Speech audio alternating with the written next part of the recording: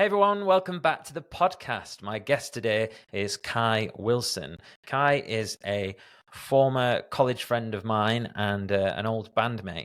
We discuss how music shaped our early lives and our newfound, somewhat later in life obsessions with fitness, including mine and Kai's decision to quit drinking. We talk a lot about that and highlighting the changes it's brought to our lives. We discuss the challenges of balancing self-improvement and self-acceptance and his evolution in the hairdressing industry. Kai discusses the extreme measures that he's had to take to improve his metabolic health, emphasizing gut health, elimination, and the impact of diet on overall well-being. We also touch on the challenges and rewards that his career has brought, including the art of creating brand identities and advice for those looking to make it in the industry themselves.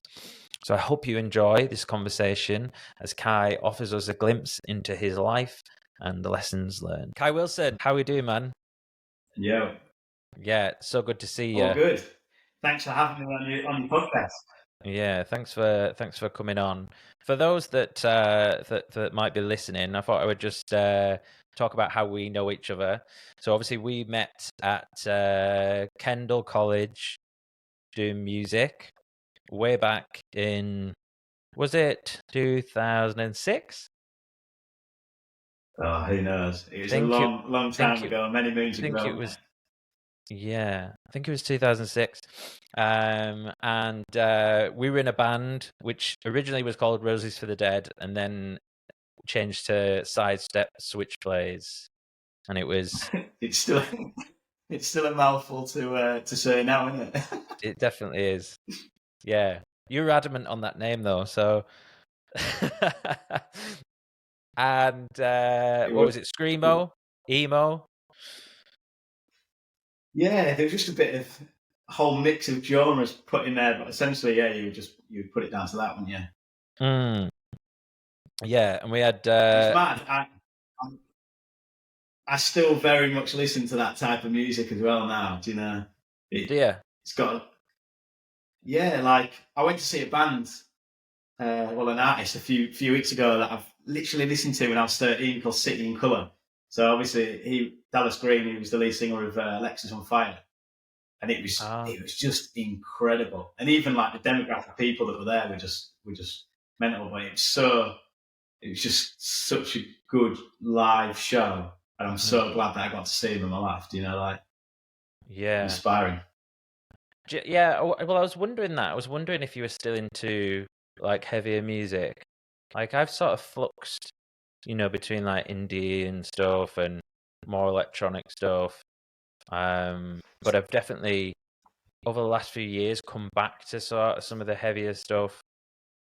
I think it's mainly to do with like my uptake in working out. It's really good gym music. Oh, 100%. You need like high energy, don't you? Aggressive. Like I feel like when you're in the gym or running or whatever you're doing, like you definitely need that motivating music. But it's well funny because I still just go back to the same stuff that I listened to when I was 15, and it's not through creature of habit because I love finding new artists. Like I feel like that's always been my thing, trying to find the next big thing before anyone has listened to them, and then as soon as they have, I'm out.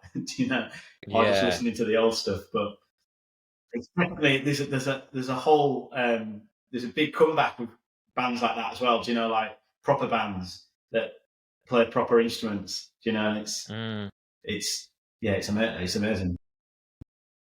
Yeah, it's like, and obviously the highlight for me when just going back to when we were at college has to be the little tour that we did. What was it? 2 weeks? 2 weeks around the UK. Unreal. In that van. What an amazing thing to do as a 17-year-old. That will always be like up there in life experiences. And I think the thing that I'm most grateful about, other than the So experience itself, is I remember at the time knowing that it was really special. Do you know what I mean? Like, it didn't pass me by. It was like, this is awesome.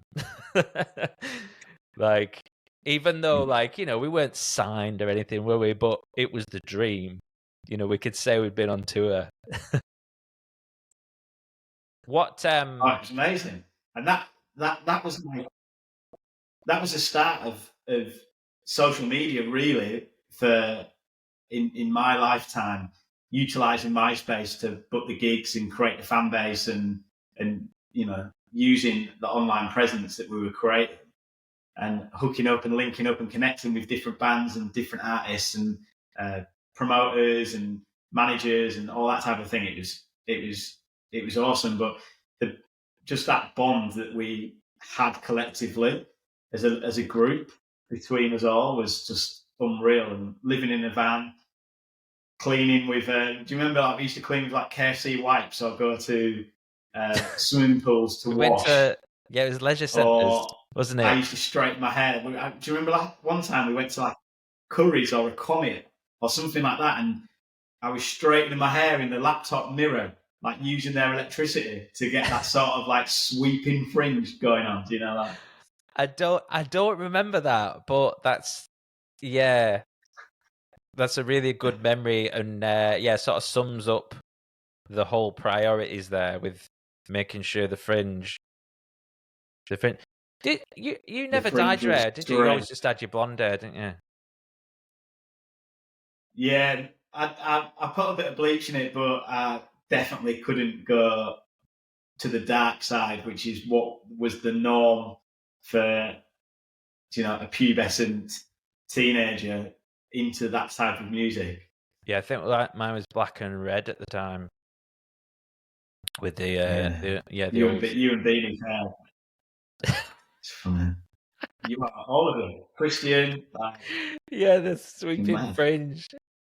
Yeah, I'll have to find. We'll have to find some pictures, and then I'll link them in the show notes, or I'll put it with a post for anyone that might be listening in. Yeah, amazing. That's in the newspaper that were from the college days. I can't remember what it was about, but Oh, was yeah, that the one? Yeah, I think awesome. there was. Yeah, because we were playing a lot of gigs in Barrow at the time, weren't we? And they were quite good at covering us, like the Evening Mail and stuff. Yeah, Yeah, it was. that's great. It, what what a good and the thing really that I got from all of that and going to college and doing music was the confidence to be able to perform, whether that's just present to a brand that I need to do now or do the stage work type of stuff that I do. Do you know, like it's such a good life skill because you still get nervous and I was shocking at remembering lyrics. Like even though I wrote them myself, I just had to make them up half the time because I just forget. But sort of overcoming that fear of performing, and then when you're in it, I used to strangle myself with a microphone lead, hit people in the face with a mic. Like it was just an absolute raucous of a time, wasn't it?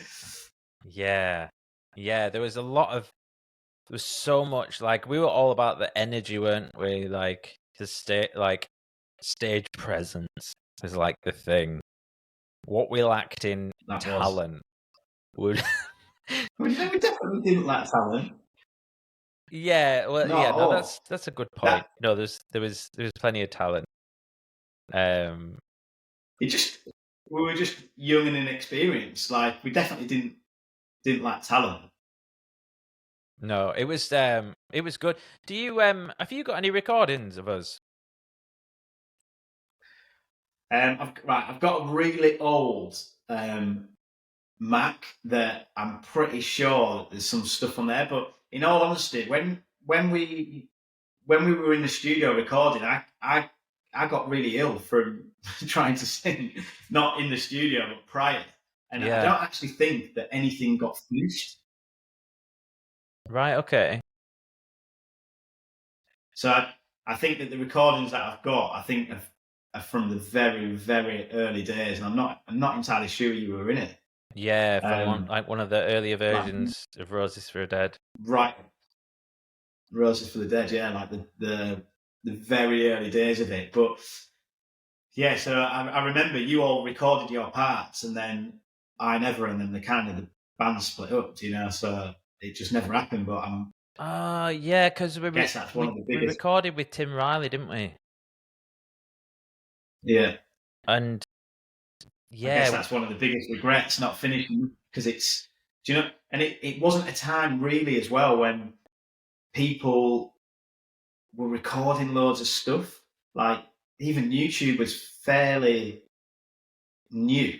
yeah, YouTube. yeah. It was like now there's so much content, isn't there? And everything is just, you can just record it like that, and with very little technology, you can put together an EP or whatever. But us doing it in the studio, Yeah. and I remember we'd had this track that we'd been working on for ages. I think Christian did the bass line, and it was really out there. And then we had like Tim put like this string section over it or something, and it sounded absolutely wild. But I never remember us finishing that. So yeah, it'd be interesting if we could find that. Yeah. My a mate of mine Lost in actually the. sent. I don't know if you saw it on my story the other day, but a mate of mine sent me this thing that he'd found, and it was a CD. With was it Roses for the Dead on it? I think it was called. I think it had Roses for the Dead, and then it was wrapped in some like Page 3 model or someone out of Nuts, and then it said, Brilliant. "Play me, I'm sexy," and he said that he was going down to Kerrang Radio for some reason in Birmingham or something, and I like put this together for him. I said, right, you need to give that to the guy. Presumably he didn't find it very sexy and didn't play it, or maybe he listened to it and just didn't want to put it on the show.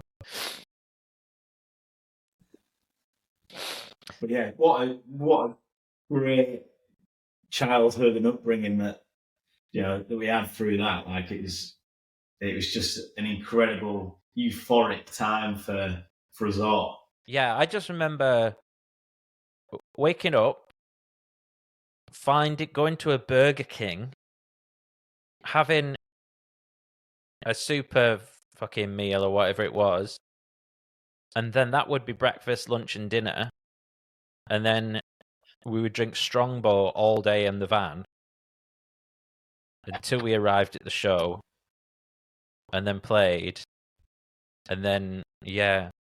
I mean, I don't drink now, so maybe that was the start of a rocky road. 2 weeks of. It's mad. I don't think either anymore. Do you not? It's just fun. No, I've done coming up 7 months now. Amazing. Well done. So, yeah, talk to me about that. What made you? What made you stop drinking? So my relationship with alcohol has always been just a typical Brit of binging to an excess. So I never drank all the time. I wouldn't say I was addicted in any way, but socializing, I would just go full throttle till the very early hours of the next day, basically. And over time, I've got a family now with two kids, and over time, it definitely was creating problems within the relationship with Lauren. She would just be really paranoid that I'd, end up dead, essentially, just in a bush somewhere and just not wake up. Yeah. So that was always on her mind when I went out. So it definitely created a tension if I was consuming alcohol, whether it was like a wedding or if I was just going out with her friends. But I would just, as soon as I would have one, it'd be like boom, boom, boom. And Off to the races. about 6 months ago, I was ill. So I was hospitalised, not from alcohol. I'd already stopped drinking by then for about 6 weeks, maybe a month, 6 weeks. Mm-hmm. And do you know what I mean? When something like that happens, you just reevaluate, reassess of what is important. And it's quite easy because I'd already done a month. And over the years as well, I'd always do like 3 months out, 2 months out, whatever, of not drinking. And then I'd have an occasion that I'd be like waiting for, and then I'd just be turbo, and it just, ending carnage really. But and I was never a bad drunk. I was just overexcited. I do remember that. Like, with that, you know. Yeah, I do remember that energy, when we used to get on it. Back in the day. And but yeah, I think we're kind of similar on that. Obviously, like with I was exactly the same. Just like once I'd have one, I'm like, let's fucking go. Like just get way too excited. Like this feels too good. Like, okay, if that's one pint, that feels good. I want to have 10. Yeah. So I just don't see the point in having one. For me, it doesn't really do anything. I've got the same energy that I have when I don't drink, but for some reason in your brain, you personally think that you're different, which obviously you are a little bit, and you're losing inhibitions and conversation slightly easier and all that type of stuff. But like, we as individuals definitely don't need that as a social part of our lives. I presume you're meaning that we're both weird there, mate. Yeah, we're just off our fucking box, aren't we? Do you know, like, that's just what it is. My sister said to me once, she said, you're already, like, so, like, emotionally charged. So you don't need it, And she meant it in a positive way, like sensitive people. Yeah. Have you do you go out now and not drink, or have you sort of stepped back from that? Do you know what I mean? Do you like take yourself out of the equation? I can do both, really. So, the way it's happened with me is like, it's happened in a time where a lot of my mates have settled down anyways and stopped going out. So I can go out. And like I went most recently, we went to a Chemical Brothers gig in Manchester, and everyone was drinking. It was a bottomless brunch, like beforehand. Yeah. And it was fine. Like, no word of a lie. I didn't crave a drink once. Even when I'm sat having the bottomless brunch with everyone, and I'm just drinking water with lemon. So yeah, I don't really go out that much, but I can. Yeah, it doesn't hold me back. But I think that's where like the gym and stuff has come in. I've just really leaned into that. I think I've had a lot of people like say to me over the years, like, you need to moderate, you need to be less extreme. This is why you have like this weird relationship with alcohol, because it's like all or nothing. And then recently I've just been like,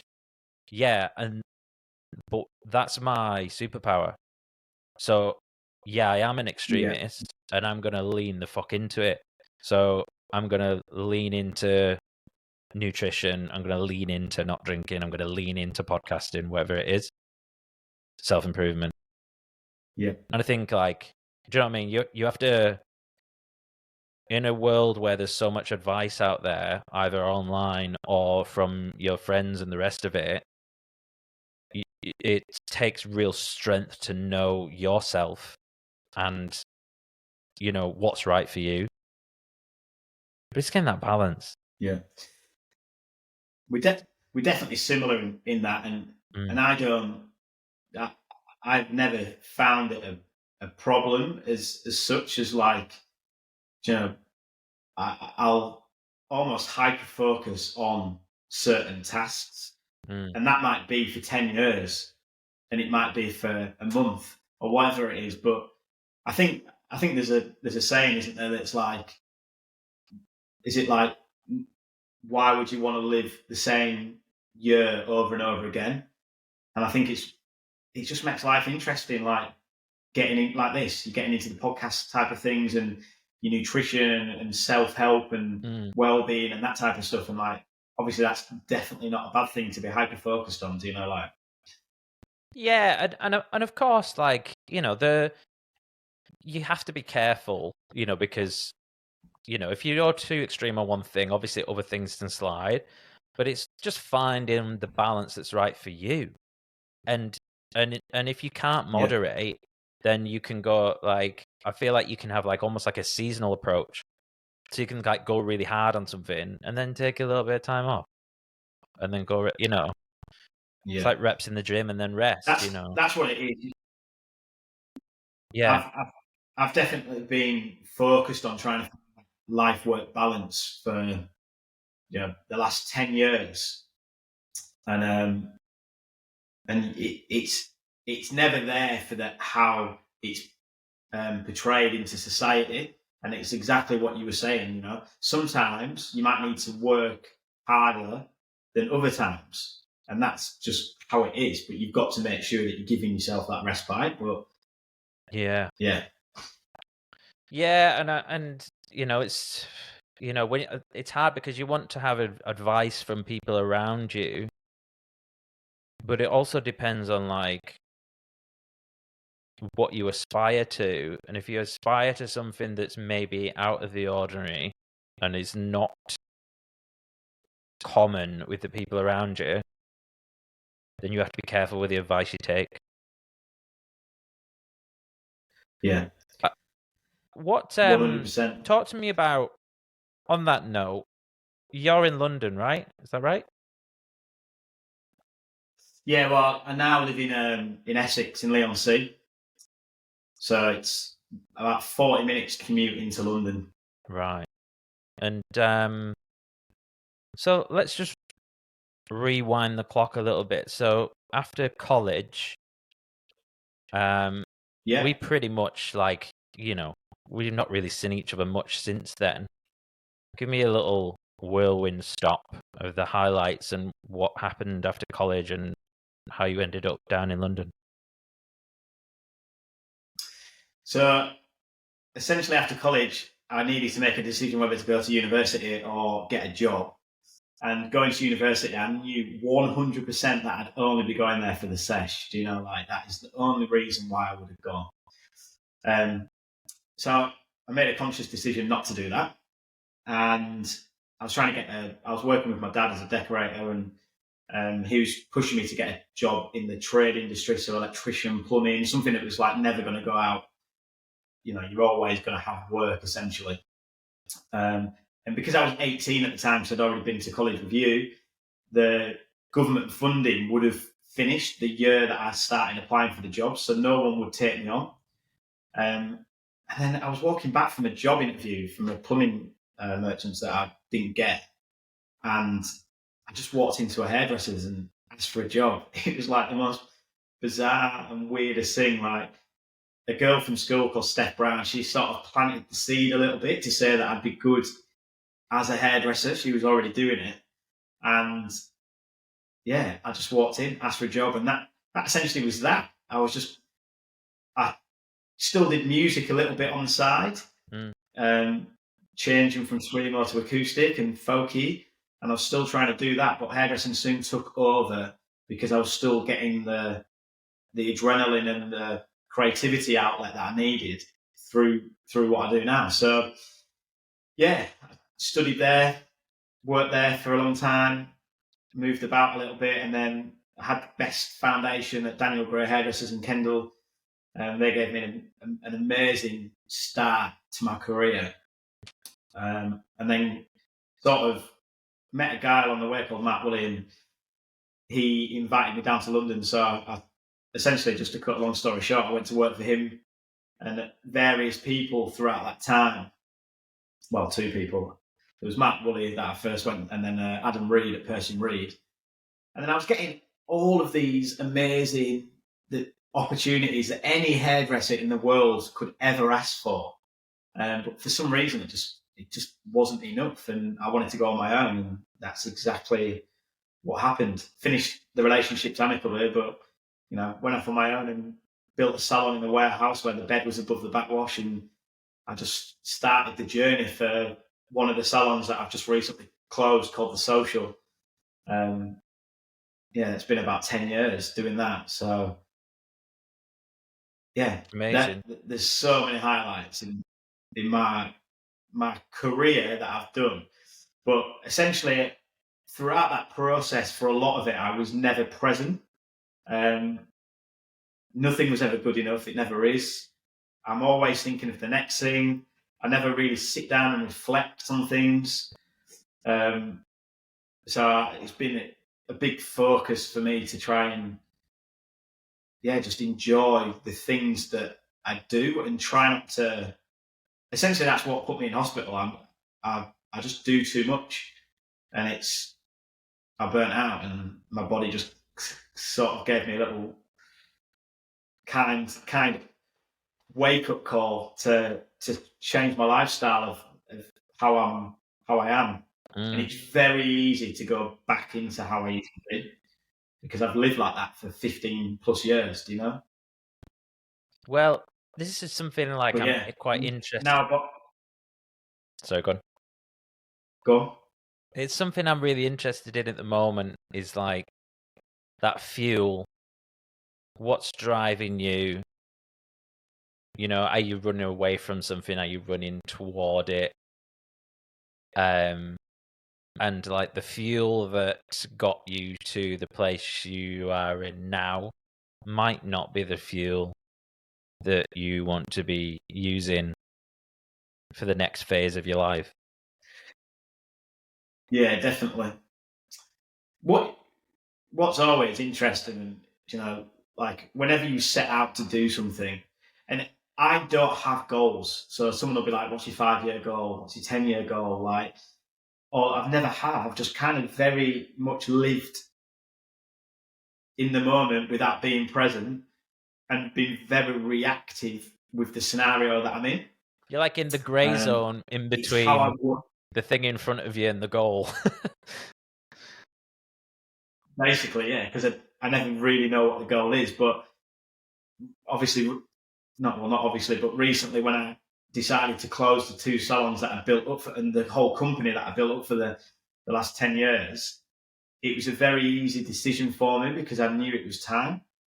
And from an outsider looking in, a lot of people were saying it was a very brave or whatever thing to do, but it's been such a long time coming in my own head, and it was just natural. It just was easy to do. Like it was like done, move on to the next thing. Nothing's permanent, is it, in life? Like nothing. And I feel like when people start things, they really do feel like it is. And sometimes you've just got like the motto for the tagline for the salon, for the social was we adapt as you evolve. And that was because it was a freelance destination for freelancers in the hair and beauty industry. But that's how I live my life. Like every scenario, I adapt. I learn as much as I can about the subject or the topic or whatever it is that I'm doing, and then do it for as long as it makes me happy. And then if it's not, I move on and utilize the skills that I've learned throughout that process into the next thing. Why do you think it is? Where do you think that hunger comes from? That constant sort of wanting the next thing. Obviously, it's a kind of it's kind of hardwired in our human biology, isn't it? But talk to me a little bit about that. I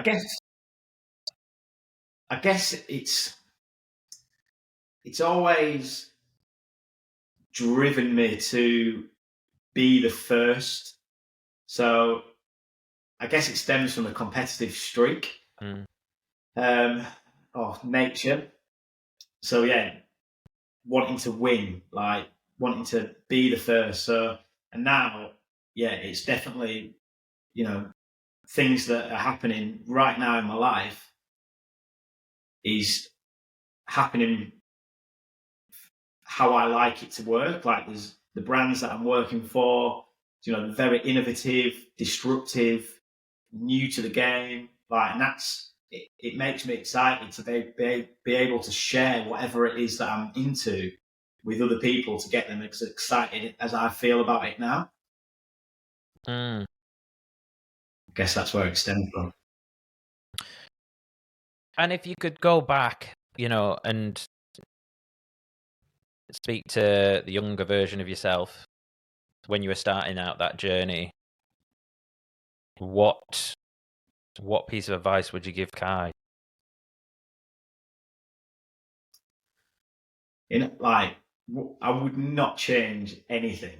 Do you know, like, because it's all learning. I've tried and failed at a million things, succeeded in very few. But I guess the thing for me is I've always tried to push my brain to be something that it's not. Like, I just don't retain information, like, at all. So that's why I'm very reactive. I'm good with people when they're doing things. Do you know what I mean? Like in a social scenario or at work, when things happen, my brain works very good. And for me, anyway. And also when I'm put under pressure, that's when for some reason, like my brain just switches on, and it's like a fire is ignited inside of me to succeed in whatever it is that I need to do there and then. But you can only do that with the skill sets that you've learned throughout, you know? Yeah. Yeah, it's interesting. It's like, in all honesty, yeah, it's mainly the advice that I would say is just exactly what you were saying, lean into how your brain works. Whereas I used to get so frustrated that I didn't retain this information at music, for instance. Like I learned piano. My mum's a piano teacher. I can't play piano to save my life anymore. Do you know, like because I memorized everything, and I'm very muscle memory how my body works, which is kind of worrying what it'll be like when I'm older. So it's, yeah, I don't know. I genuinely feel that people think differently to how I think. Not that I think differently to them, yes. but like, I don't know. I don't generally think about anything. I don't sit there and ponder on my thoughts, or my body just does. Do you know, I'm just there, which is weird. Are you neurodivergent at all? Well, I haven't been diagnosed. You haven't, or you have? Sorry. But I get told pretty much. No, I haven't. No, but I get told pretty much on the daily that I'm ADHD, whatever. You know, like whatever it is. I think there's a strong chance, but I don't feel like for me getting diagnosed wouldn't fix anything. Yeah. I wouldn't want to go down the Western medicine route to counteract it. I love how my brain is. You know, like fucking love it. Love how I work. Love how it connects. And that's just you've just got to have things in place for when it's not working as well.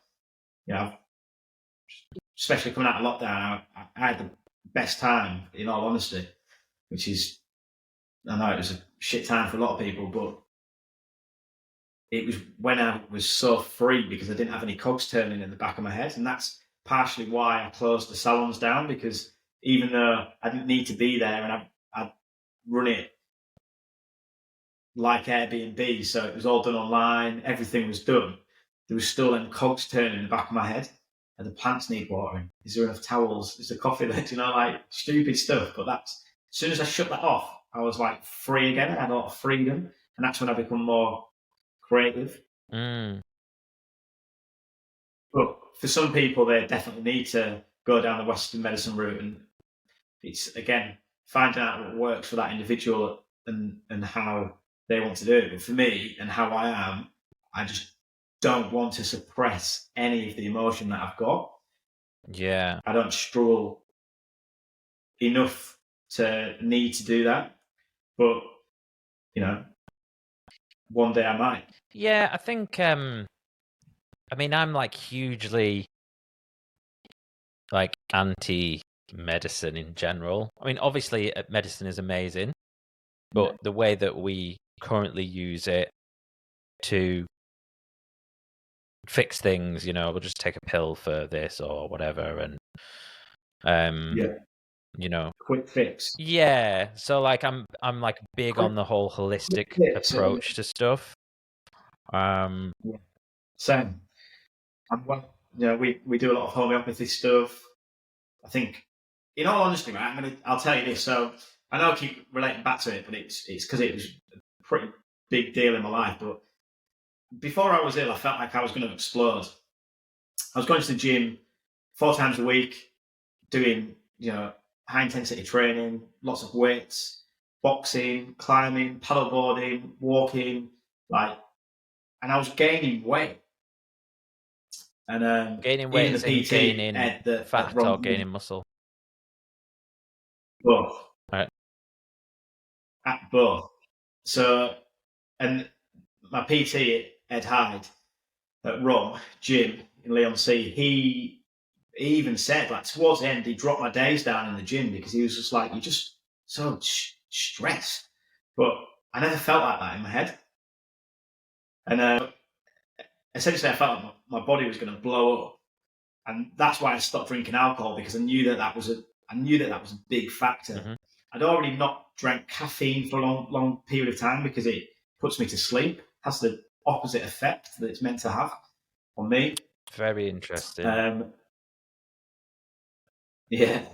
And essentially, so anyway, I was ill, I was in hospital, they thought I was having a heart attack, and it was like my body was just inflamed, there was scarring in my heart, all of this type of stuff. So lifestyle change complete, like straight away. Already stopped drinking alcohol, because again, that's a big factor, I think, in a lot of things. And then I went and got a colonic done. A what? Sorry, I'm trying to think of the new term. I'm trying to think of the new term that they call it. But yeah, I got a colonic done where they flush all your colon out, basically. And got it done with a mate of mine called Laura Hart. And she was like, you're just riddled essentially with yeast, and there's no good bacteria in you.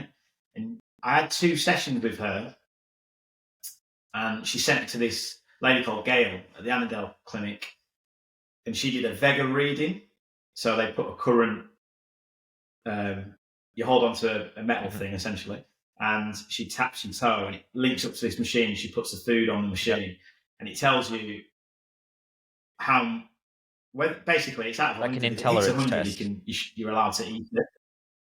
Kind of, yeah, but I'd already done blood and hair intolerant allergen tests. Allergen. And she'd done this Vega reading with me, and I've been doing it nearly 6 weeks coming up. And within 2 weeks of doing it, I've got 10 ingredients I can eat, right, Jason, at the minute. It's fucking hard. But, you know, all for the bigger picture and all that sort of stuff. And within 2 weeks of doing it, I started feeling so much better. And I'd had so many blood tests to find out my heart was still hurting, like why my stomach was in pain, like all of this type of thing. And I honestly feel like my gut health was so shook from the years of abuse, and even I'll go into it in a little bit, just remind me, but even just like for what I was eating, even though I felt like I was eating healthily, it just, I feel like I just needed to reset it. And yeah, I've been doing it 6 weeks and I'm like a different person. Mentally, physically, I've like lost 16 pounds of weight, which I needed to for my own benefit. Like, amazing. Just to feel more comfortable in clothes, and I'm on a camera all the time, people taking pictures, like all that type of thing for my roles in my work now. But and going back to the diet, I was veggie pesky. I was vegan for a little bit and then did pescatarian for maybe 5 years. And even that, taking the supplement, I was obviously taking supplements, but also taking, like, digesting substitute properties of food to replicate the meat that I was eating prior, are just full of shit. Yep. And like everything. So when I was in hospital, I was researching everything, like what am I consuming? And the majority of the stuff, basically I started hating the world. That's what it come down to. Everything, like the water I was drinking. Do you know, I've had I knew this anyway, but I've got a proper 7 filtration system plumbed into my drinking water that we have in the house. You know, it cost an absolute fortune, but I really feel like that's definitely beneficial to what I'm digesting, and water's so important for us as humans. But yeah, so now in the diet that I'm on now, I've got 10 ingredients essentially, maybe a few more that I can eat, and it's white meat, white fish, sweet potato, buckwheat, and then there's aubergine, courgette, peppers, olives, carrots, and that's essentially oats and eggs. That's it, and that's the things that I can eat at the minute. Wow. Until I go and get reanalyzed, and we'll see. So no greens. Where I'm at. I can have asparagus and courgette, but no, I can't have any like spinach or salad or a lot of veg. I can't have. No, I can have rocket, which is really weird. But it's just one of the things. Rocket. But on that vega reading, alcohol, and especially beer, was the worst score you can even get on this thing. Yeah, and it's not surprising, is it? It's not. You know, I could have guessed that wheat was the biggest one. It was no. Well, the beer was the biggest thing. Obviously, other than beer, yeah. But when, yeah, it was mainly that. But honestly, I can show you the scores. They were fucking shot, man. Like, they were low on everything. And even she said, so I knew that I'd been running on adrenaline for quite a long time, and I like that feeling. It's a massive dopamine hit for me to do, whether it's socializing or whatever it is, or work or whatever. And she was like, you are getting no nutrition for your body, because there's like almost like a force field within my gut, not letting anything in. All the good things that I was eating, thinking that I'm being healthy, was just going straight through me, and I wasn't absorbing anything from it. Same with all the probiotics, vitamins, and even I was a neighbour on our street, Debbie, she asked Lauren how I was, like a few months after I've been in hospital, and she gave me some live kefir to keep growing within the milk. And I hadn't had cow's milk for ages, and I was having the cow's milk and the kefir every day. It was hard to. It wasn't a nice experience to drink it, but I was just doing it, just to try and make myself feel better. But even because I was mixing that with cow's protein and milk, it was the worst thing for my body. So even with that, I wasn't getting anything from it. Right. Yeah. I mean, with the adrenaline thing, that's interesting, because it's like, yeah, if your adrenaline is spiked, it's likely that your glucose is high. Therefore, your body's stopping it's become insulin resistant, right? So therefore, Yeah. it's not going to take any nutrients in. Yeah. And in all honesty, Jason, I think I've lived pretty much all of my adult life like that. I think probably a lot of people have. Like, yeah. You know. I'm definitely gonna. I was looking at the Zoe program that you can do, and I was looking at that. I didn't think there was any point really at the minute whilst I was doing such a strict diet. You should get yourself a CGM. But it's definitely something. Because I was looking at that Zoe thing, but it's well expensive. So I just went and bought. I've got a discount for you that I got given from a client. Yeah, I'll send you it later. Oh, nice one. But yeah, it is expensive, but also, you know, I want to keep on living definitely. To the it depends on your resources, doesn't it? Like, potential. You know, if you've got the money to invest in it, then it's a great thing. But like as a budget option, like you can get a continuous glucose monitor like for like 40 quid. You get 2 weeks out of it. And that's just a really good high leverage thing, I think. Like send me the link for that, and I'll put it in the story notes because it's definitely something that I think a lot of people would be looking at. Yeah, like a lot of people asked me about it when I started putting stuff on my story about it. So I'll have to link that in as well. Do you know, I never thought we'd be talking about nutrition today. I always... Yeah. That's why when you asked me to come on, I've obviously been following what you've been doing, and I said to you, like, a lot of the stuff that you are doing proper resonates with me. We're on different paths, but the same path, if that makes sense. Which is good. Like, how mad is it though that we're doing it now? Like at this stage of our lives, pretty young of age. Yeah. Do you know, like, to work out that you've had your fun. Do you know what I mean? And now you've got to find your new fun. But to be fair, like, even though it was fun, you're still fucking poisoning your body like every week. Do you know, like we were. So, yeah, and I mean it's hard, isn't it? Like when you,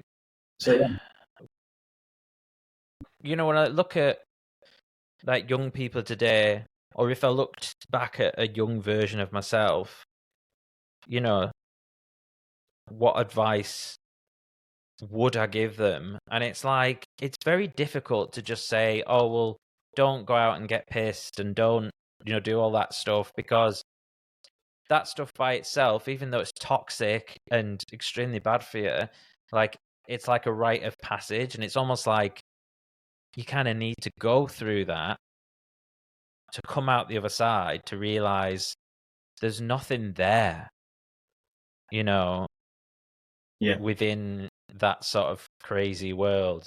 But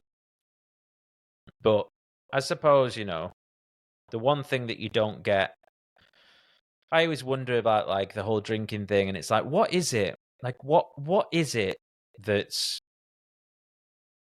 the driving force here? And obviously there's lots of things, but it's like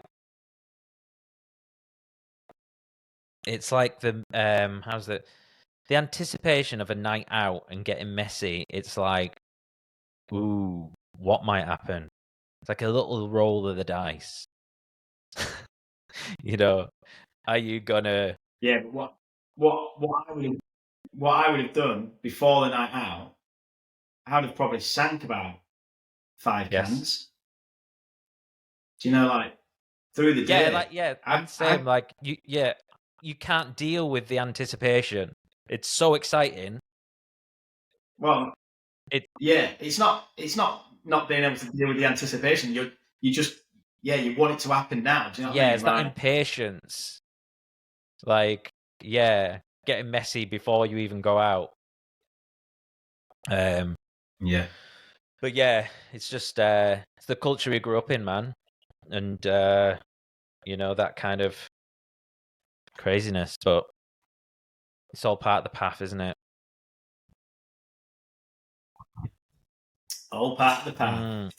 So, okay, so tell me what's going on now. Obviously, you have a family.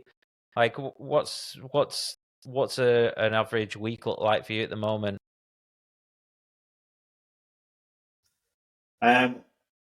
Pretty mad, to be honest. I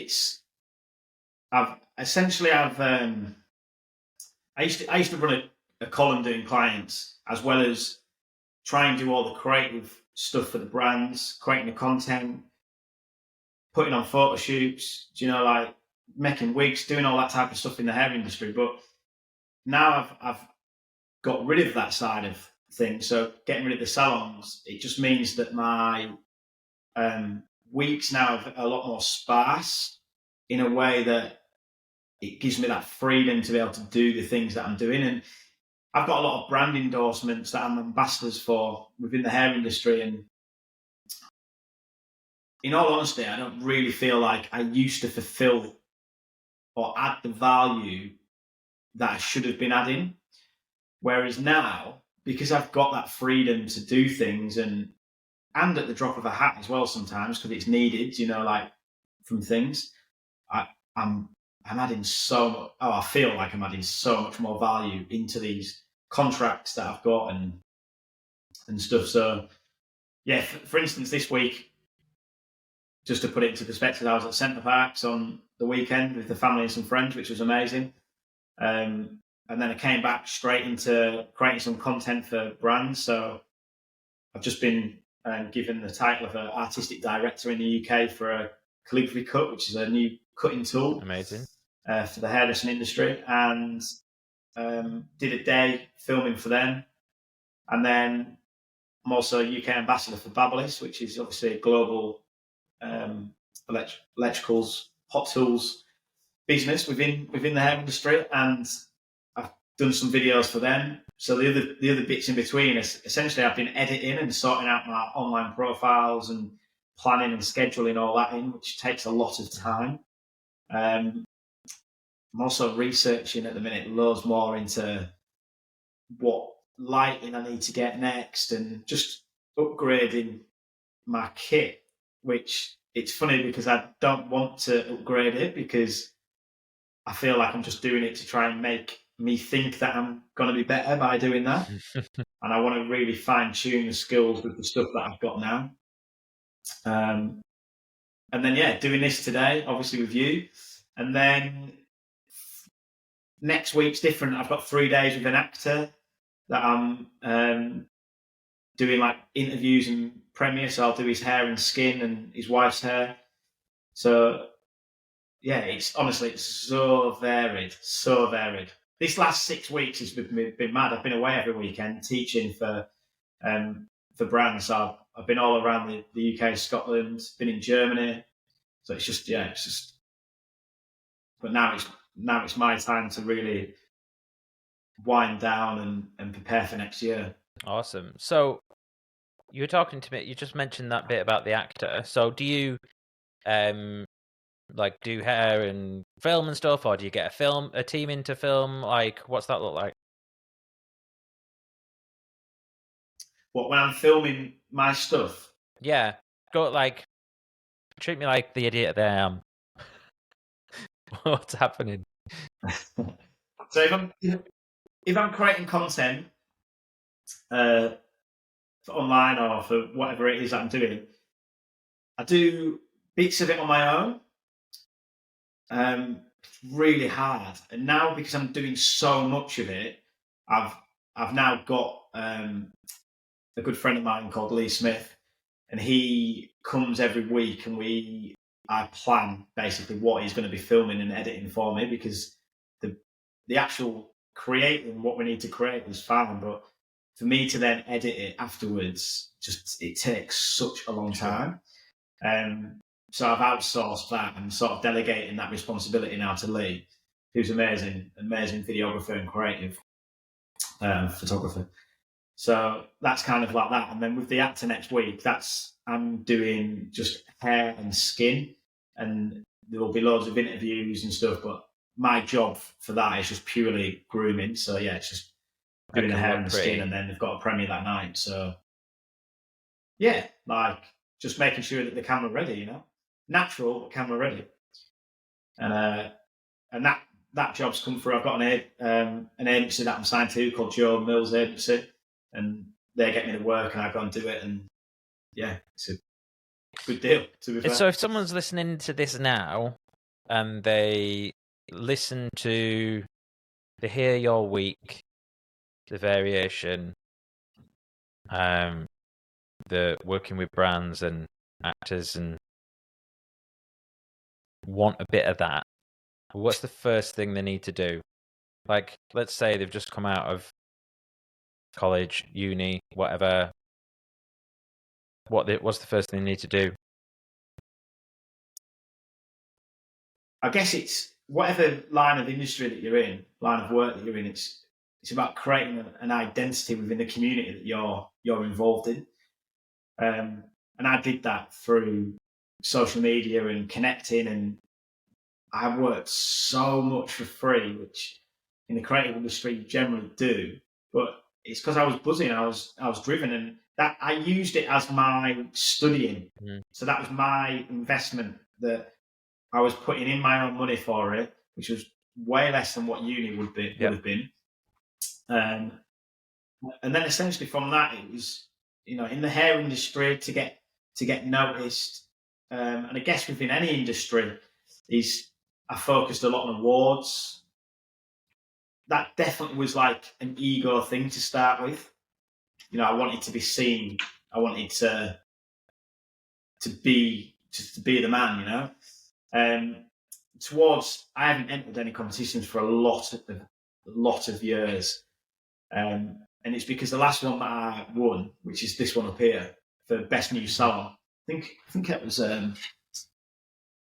2018, so a long time ago. I remember receiving the award in front of, you know, I think there was 1,000 hairdressers or whatever there was at the oh god, where was it at?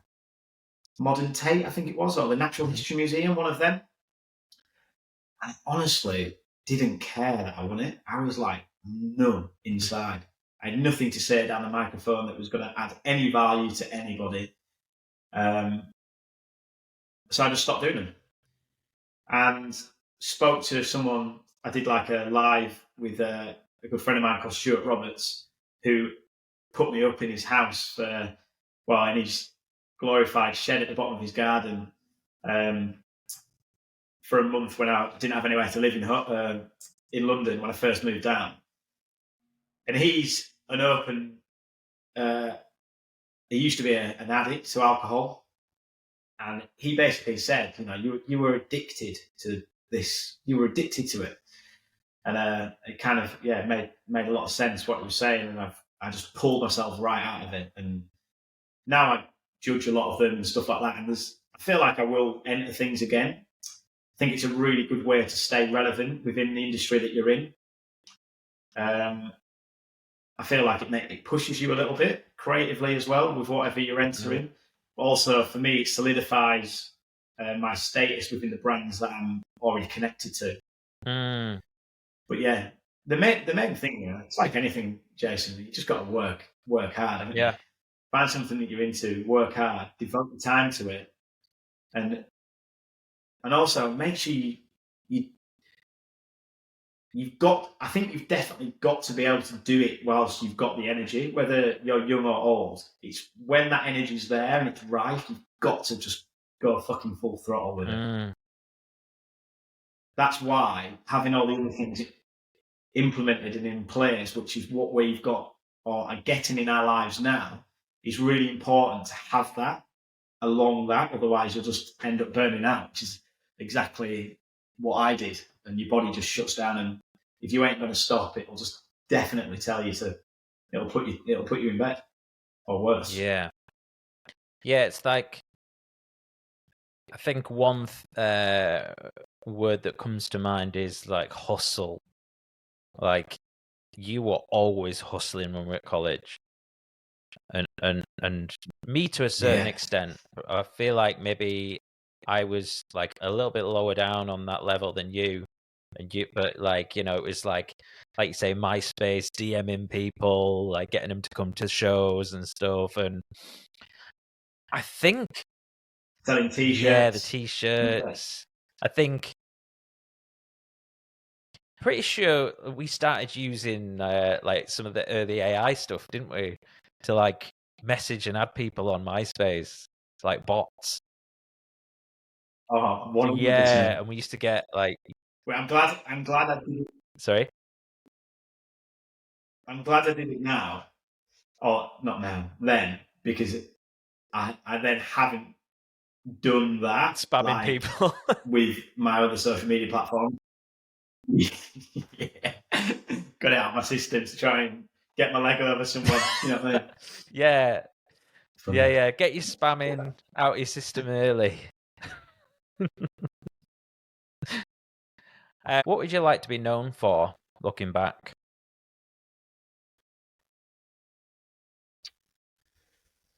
That's a good question. And this is exactly why I don't have goals in my head. Essentially, you just want to be a decent person, you know? You want to, or I want to be a decent person. I want to have an impact on the communities that I'm in. And that's essentially where it's at, you know? I'm definitely more, I always was in awe of my parents when I was younger, especially in my teenage years. You know, like my dad used to drive us around to all the gigs around the country, and when I was working like I was like, how was he? How was him and my mum like so available to do all of that? And that's definitely what I've tried to be focused on the last few months, just being more available and for whatever that is, whether it's family, friends, you know, people to call me. Like I was always too busy, just always. So it's even last night, just to put it into perspective, driving down the street, there was a van in the middle of the road, and I couldn't get my car into the space that I needed to get into. And I could have easily reversed and gone and found something else, but instead I got out and I spent an hour helping them unload the van that were moving in, like new neighbours. And it just, they were obviously buzzing. They were like, but also I wanted to make a good impact on them on the street, because the street I live on is incredible for that. You know, like everyone's always helping each other out. But I came away from it and I was like, it was just actually really nice that I was available and not in a rush doing something to be able to do that. Yeah. I don't know what they call it. What is it when you do for no gain? What you? See, you saying what do you call it? It's just a selfless. You setting it up with what do you call it? Just put an absolute blank on my brain. Yeah, it's like a selfless act. Yeah, isn't it?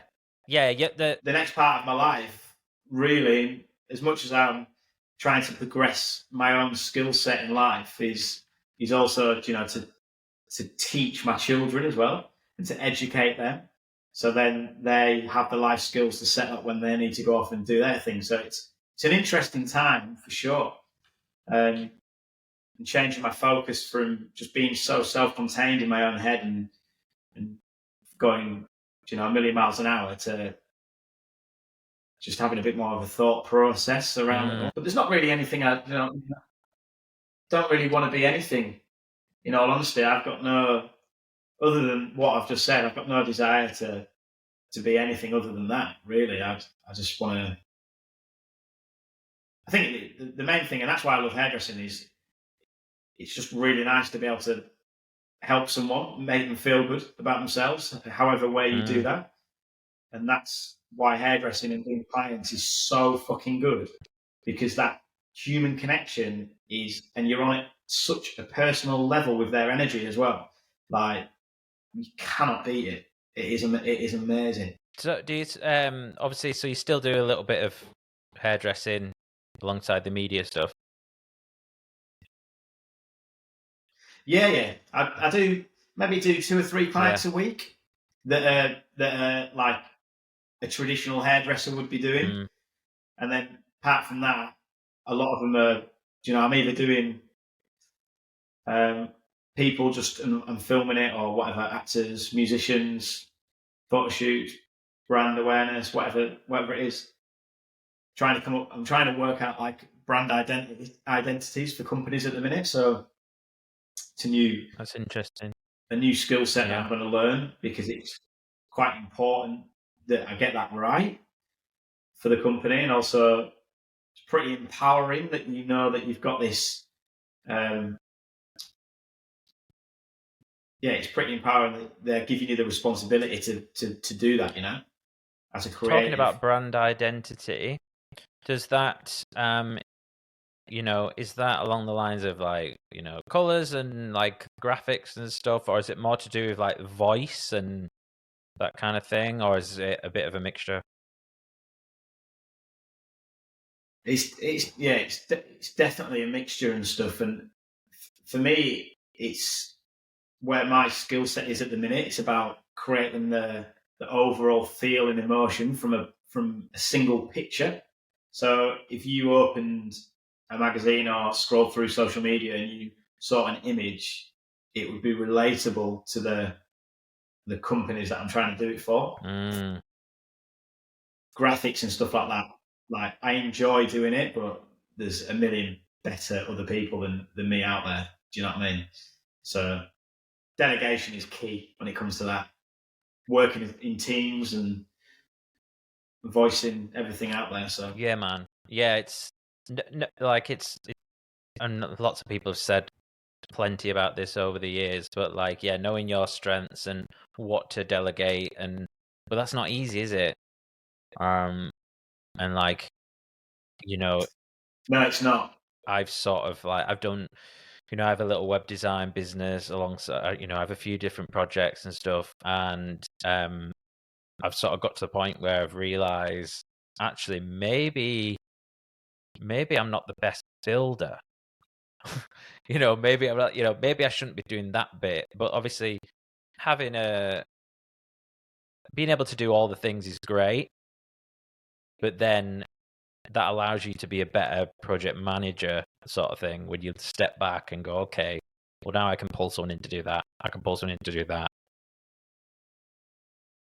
And then I can maybe tie it all up. But yeah, at the same time, useless at managing things. So I always need someone in the background doing that type of stuff for me. Well, you're like the creative drive, yeah? Yeah, 100%. And I think like going back to when we were like at college and stuff, I think that's what helped us with the band, wasn't it? Like having people that can drop into different roles.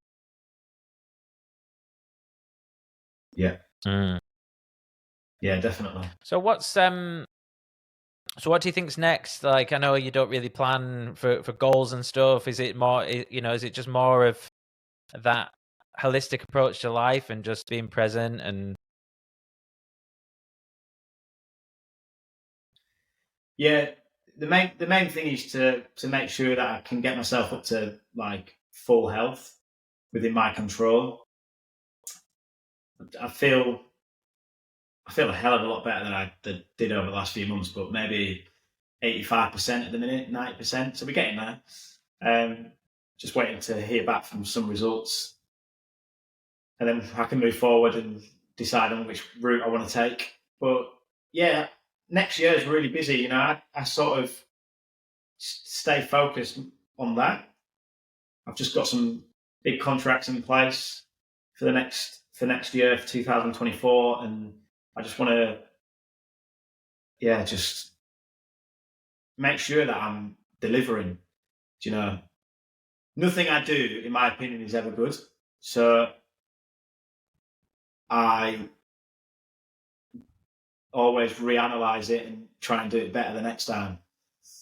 But yeah, I've got this strange perfectionist mindset that's unrealistic in every scenario, and it's even creating a studio, it was meant to be a 6-week project from a company that was paying outright to do, and in all honesty, they've still not finished it today, and we've kind of just had to settle on it because it's just never going to be to the standard that I want it to be.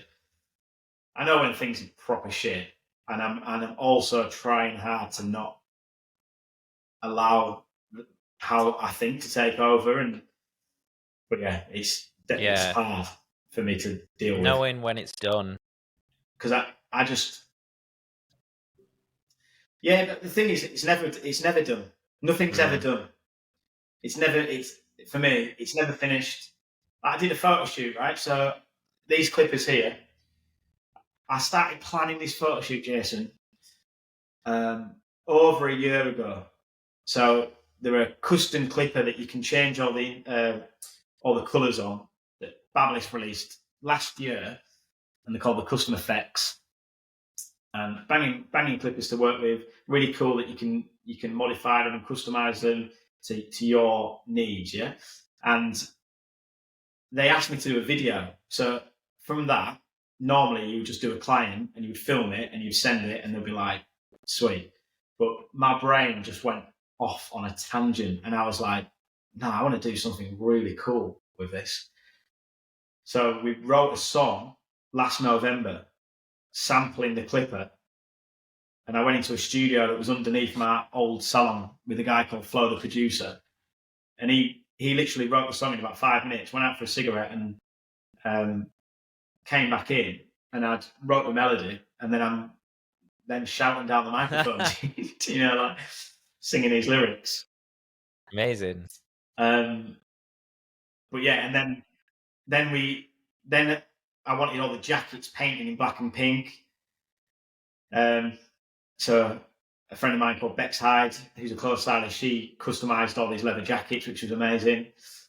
And then obviously it was sourcing the models and the venue and creating the whole team together and all the little details, contact lenses, nails, like things that you don't even really see in a photo, but it just adds to the elements, and I know they're there. We had an electric guitar that we sprayed up being smashed. Like even on set, I got myself all spray painted and splattered in paint because I wanted to show people I'm willing. Do you know, like I'm there. I'm so immersed in this, what I'm doing.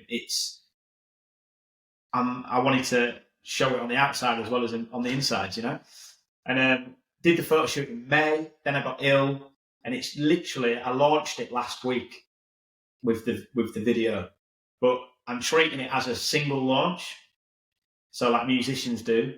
So we did loads of teasers. We released the video. I'm doing all the stills. Then we've got the making of the video, the making of the song, the making of the jackets videos coming out, and then it'll be next year, and I'll think of something else to do. So I think the problem with social media is people do things for social media and not because they've got an idea and they want to create. And what happens with that is they post it and it's just done. Like it's almost like a firing blanks. It's a fake dopamine hit that they're going to get from it. Whereas if you create something that you're really proud of, even though I think it could be a lot better, and you create all these different elements, there's more longevity in the thing that you have created. But yeah, it's just mad, like, how my brain works, and it's a constant battle. I definitely get this from my dad, and it's a battle within myself that I always have, and it a lot of the time stops me from doing stuff. Mm-hmm. Yeah, mate, I'm listening to you there and I'm just sort of smiling because, we've been chatting for over an hour then, but it really put me in. I can see your mind working. I can see you going from, okay, let's do this, let's get the leather jackets, let's do this with the spray paint or whatever. And it reminded me of the Kai that I knew when we were at college, and it was always like just pure creativity and that sort of tenacity and that constant, why don't we do this, then we could do that, you know, and I think that is just totally summed up your superpower and how your approach is just so unique to many other people's, because it's like you won't let anything hold you back. You know, you will just keep going and keep going and keep going and keep going, and it's just such an amazing recipe for excellence. So, you know, it's awesome to see what you've been doing, and also awesome to see that you're now in sort of a different period where, as I mentioned before, like the things that get you there aren't always going to be the best things for to take you to, you know, the next phase in your life, and you're obviously demonstrating that. And yeah, I think just don't forget to. It was nice for you to say. Listen. Sorry, you broke up there.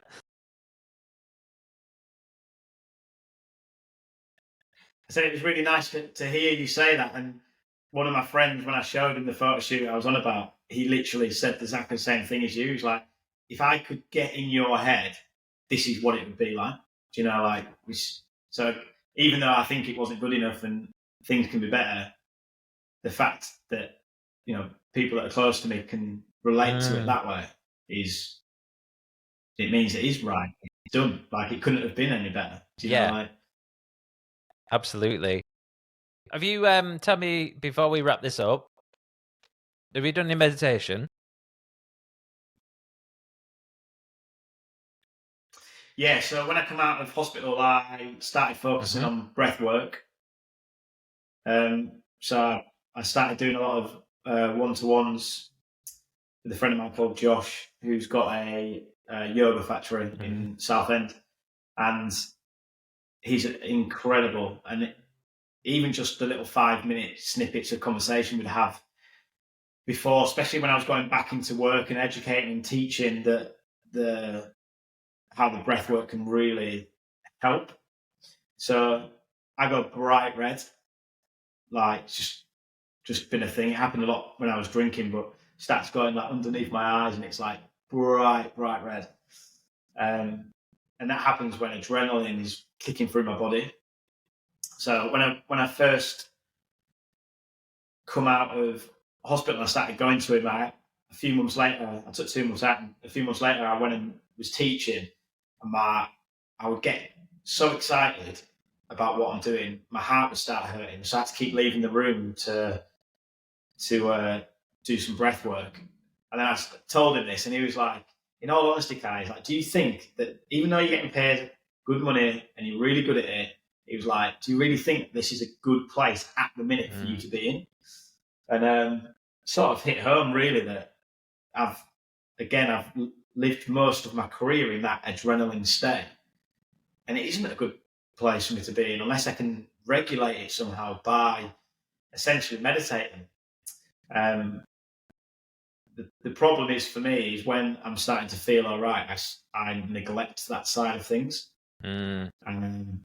Even though I know that I need to be doing it, it needs to become second nature. It needs to be a practice daily, and I need to be putting myself into them spaces and have the people around me that I like that you know, push it forward. Which a lot of my friends are into. Have you read Atomic Habits by for James instance, Clear? Normally when I go on stage, Did you hear that? Sorry.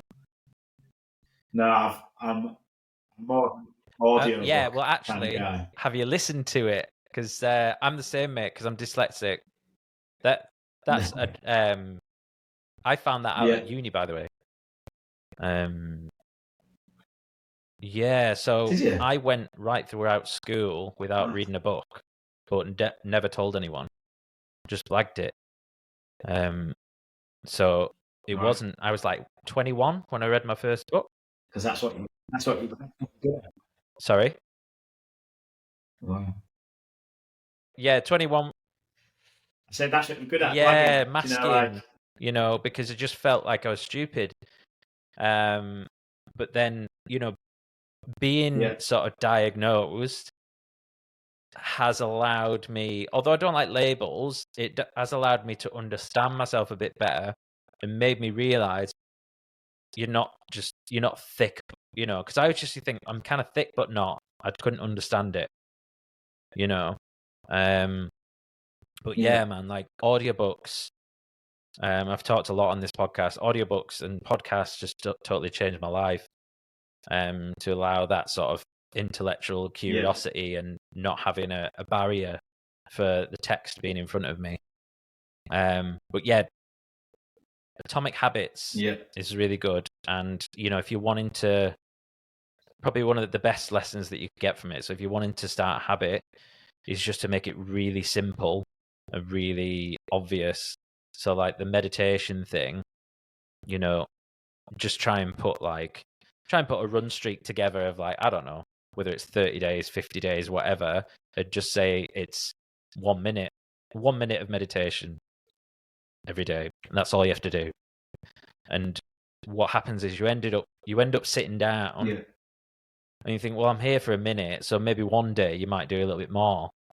And that's how it started with me with like the gym, actually. My habit, so the thing that was easy is I had like I would track the days off, like the days I'd do the habits, using just like a calendar. But what I would do is all I had to do was open my it was a workout log, which is a book that's had workout log.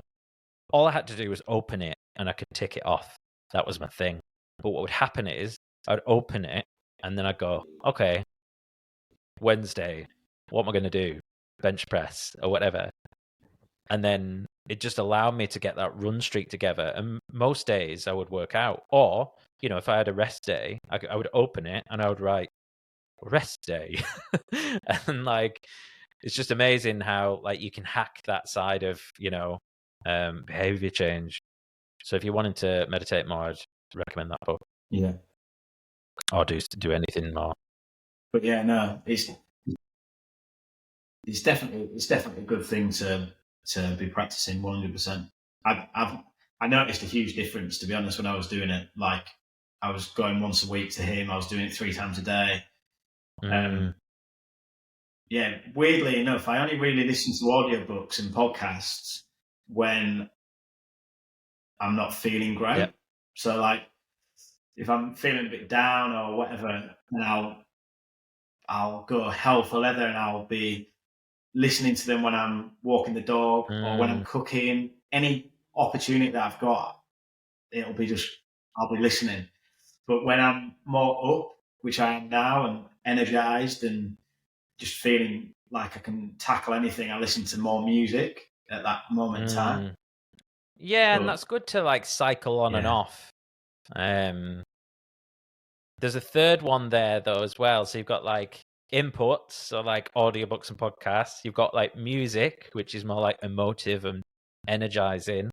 But there's a third one that I really try and get, which is like stillness, silence. So like sometimes I have to stop myself from listening to podcasts all the time and just allow things to come up, which I think is a real game changer. Just like a good walk around the block without your headphones in can sort out a lot of problems. Yeah. 100%. I do a lot of I get in the sea a lot. That's awesome. Pretty bulky. And it's really the only time that I feel free. You're not on your phone. You're concentrating on your breath. Yep. You can't be any more present than when you're in freezing cold water.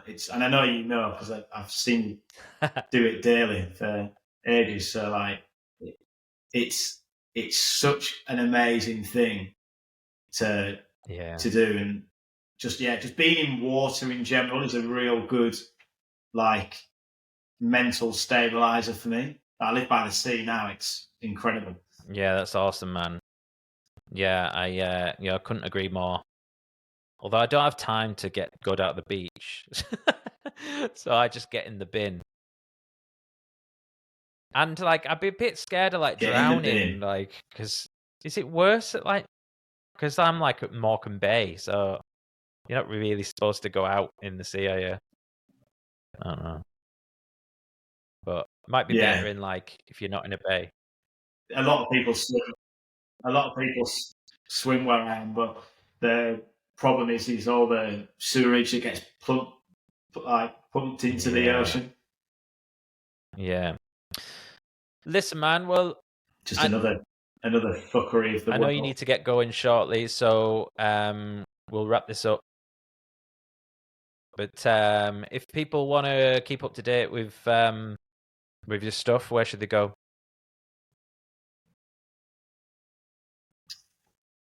The main thing is on Instagram at the minute. I'm on all the other social platforms, but that's the main focus that I have, which is Kai Cut Wilson.